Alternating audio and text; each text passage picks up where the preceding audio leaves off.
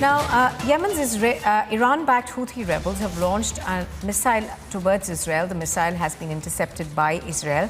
Yemen-based Houthis, of course, have declared a war against Israel amid the ongoing Israel-Hamas war. Now, we're given to understand that this is a fresh missile strike that has taken place from Yemen towards Israel.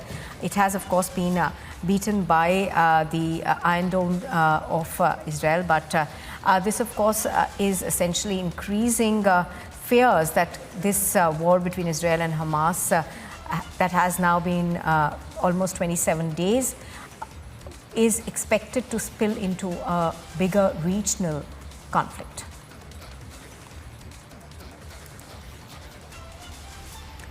And let's go across to Gursimran, who's joining us from Sderot. Gursimran, good morning. Gursimran, you know, we've been speaking about fears of the fact that this could become a wider regional conflict. And with the Houthis now saying that they have joined the battle against Israel with Hamas, it does appear that those fears may have been right. See, now the Ansar Allah movement of Yemen, which is commonly known as the Houthis, they have officially announced that they are now joining the war. That means the spillover that we were talking about earlier in the initial days of the war is starting to appear on the ground, and the allies of the Iran, especially those be it from the Yemen or the Syria, they have started to join for the cause, the so-called cause of the Palestine. They are saying that the Israel forces, they are against the forces of Israel, and they will be carrying out the strikes. They have claimed to have carried out multiple ballistic launches on the Israeli Defense Forces. However, IDF claims that all such launches from the side of Houthis, that is the Ansar Allah movement of Yemen, have been foiled and they have been given a befitting reply. But now the situation is concerning, as officially there has been an announcement by the Ansar Allah group that they are joining this war that is taking place between the terrorists of Hamas and the state of Israel.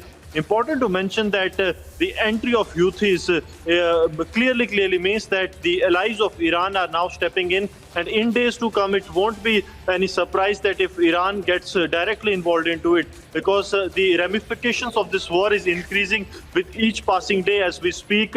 The situation when we speak of the Gaza is going to be very critical for the Israel Defense Forces as they are entering the densely populated area, and then the other allies of the Iran coming into being. This shows that all the countries that are with the Iran side, they are trying to mount the pressure on the Israel so that they cannot win, and they are trying to pose a multi-front war against the state of Israel. However, Israel has made it amply clear that be it the Hezbollah group or the Hamas, since Houthis were not in the frame when this statement was made, they said that no matter how many fronts are opened against us, we will be giving each and every one a befitting reply.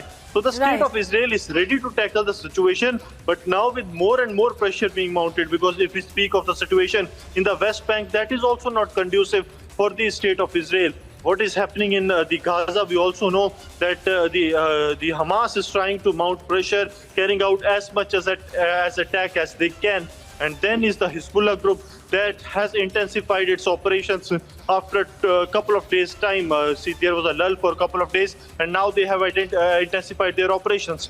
And now the entry of the Ansar Allah movement, alias the Houthis group, into this war clearly states that the ramifications that everyone was speaking of, that it will have wider ramifications that have started, and the war has started to spill over not only to the Gaza, to the Israel, but also the other allies of Iran coming into being in support of Hamas. Now, even as this war, appears to be now protracted, there is increasing pressure on Israel as well. For instance, Bolivia has cut off its diplomatic ties with them, saying that these are disproportionate attacks. And not just that, there are other countries, including Colombia and Chile, which have said that we are recalling our ambassadors because the use of force by Israel seems to be disproportionate in all senses of the word. So how is Israel planning to battle all this now? Because at this point in time, at least, it doesn't seem that it is going to be ending soon.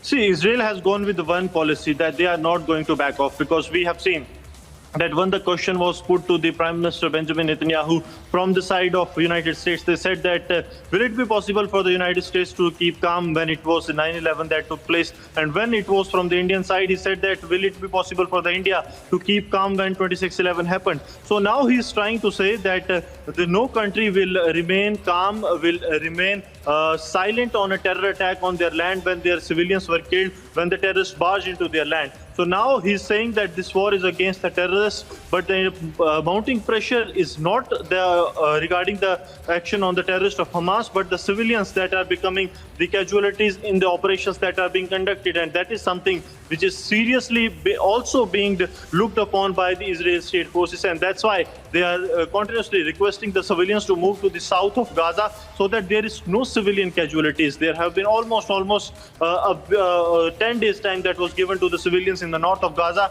to move to the south of Gaza. But those who have not moved, they are becoming the collateral damage in this war of state of Israel against the terrorists of Hamas. And now more and more countries taking this as an excuse that the Israelis committing atrocities on the civilian is something that the Israel state also don't want to happen, and that's why they are looking into the strategy where the civilian casualties can be minimized to almost negligible. All right. Thank you, Gursimran, for joining us on the broadcast for the moment. Of course, we'll keep coming back to you. Let's also listen into reactions that we are getting from the Israeli armed forces.